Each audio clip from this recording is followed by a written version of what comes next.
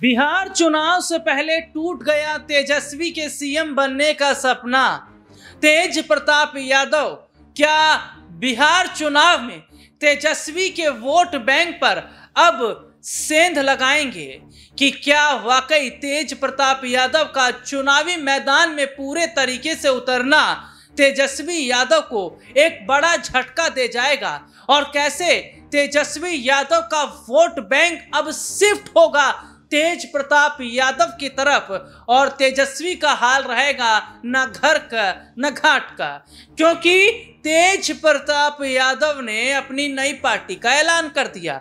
तेज प्रताप यादव ने पार्टी का पोस्टर भी जारी कर दिया। अब यहाँ जो मैं बोल रहा हूं उसको ध्यान से सुनिएगा कि मैंने ये बात क्यों कही थी कि तेज प्रताप यादव तेजस्वी के वोट बैंक में सेंध लगाएंगे।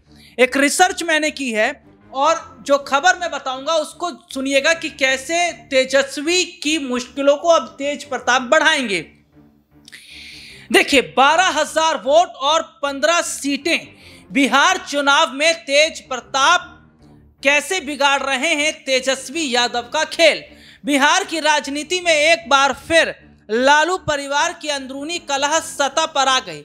आरजेडी से निकाले जाने के बाद लालू यादव के बड़े बेटे तेज प्रताप यादव ने अपनी नई पार्टी बनाने का ऐलान कर दिया।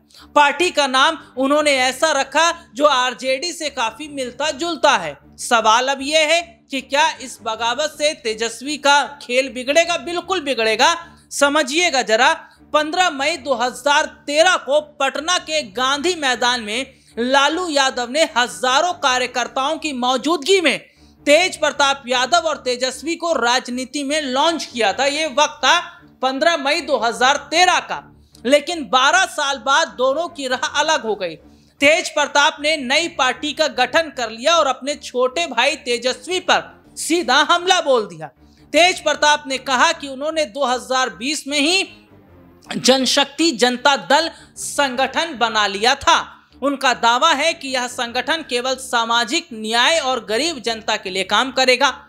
उन्होंने खुद को गरीब का नेता बताते हुए कहा कि वे जनता के बीच पैदल चलकर उनकी तकलीफें समझेंगे। राज्य में न जनाधार और न मजबूत संगठन होने के बावजूद तेज प्रताप यादव की नई पार्टी आरजेडी को नुकसान पहुंचा सकती है। वजह यह है कि वे लगातार खुद को लालू यादव की छवि में ढालने की कोशिश कर रहे हैं। उनका कहना है, मेरे रगों में लालू यादव का खून है। माना जा रहा है कि वे आरजेडी के कोर वोट बैंक में सेंध लगा सकते हैं। दरअसल साल 2020 विधानसभा चुनाव में आरजेडी को करीब 15 सीटों पर करीब 5,000 से भी कम वोट से जीत मिली थी। सुनिएगा, वह करीब 12 सीटों पर राजद को 2,000 वोट से भी कम से हार मिली थी। आरजेडी के लिए 12,000 वोटों ने जीत और हार की भूमिका निभाई थी। 2020 के चुनाव में डेहरी सीट पर आरजेडी उम्मीदवार फतेह बहादुर सिंह ने बीजेपी के सत्यनारायण सिंह को सिर्फ 81 वोट से हराया था। देखिए, कुरहनी सीट अनिल कुमार सहनी ने बीजेपी प्रत्याशी को 480 वोट से मात दी। और इस तरीके से सीटों की बात भी मैं इसलिए कर रहा हूं क्योंकि 2020 के विधानसभा चुनाव में कई सीटें ऐसी भी थी जहां आरजेडी बेहद कम वोटों से हार गई।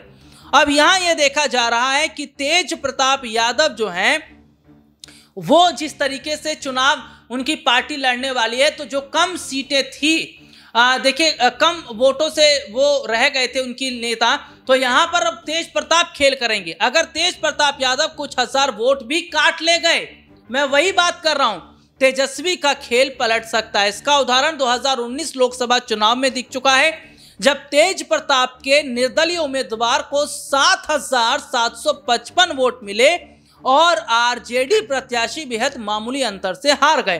तो यहाँ यह देखा जा रहा है कि जो 1000 वोट कटेंगे वो वोट तेज प्रताप काटेंगे, क्योंकि जैसे कि तेजस्वी और तेज प्रताप दोनों भाई हैं और जाहिर तौर पर जो तेज प्रताप का वोट बैंक है वो वोट बैंक आरजेडी का ही तो है, और जो आरजेडी का वोट बैंक है और जैसे कि तेज प्रताप यादव लगातार तेजस्वी का वोट बैंक अपनी तरफ खींच रहे हैं, दलित की बात कर रहे हैं, वो बात मुसलमानों की कर रहे हैं, वो बात यादवों की कर रहे हैं, तो जाहिर तौर पर इसका पूरा नुकसान यहाँ पर तेजस्वी को होगा। और जैसे कि 2020 में ही देखने को मिला था, कम मार्जिन से आरजेडी के जो उम्मीदवार थे वो जीते थे, तो जो यहाँ पर वोट कटेगा वो वोट अब यहाँ तेज प्रताप काटते नजर आएंगे। अब यहाँ पर ये सवाल है कि क्या तेज प्रताप को तेज प्रताप की जो पार्टी है उनको चुनाव लड़ने से क्या मना कर दिया जाएगा, या तेज प्रताप यादव ने कसम खा ली है कि अगर उन्हें जगह परिवार और पार्टी में नहीं मिली तो वो तेजस्वी को भी कहीं का नहीं छोड़ेंगे।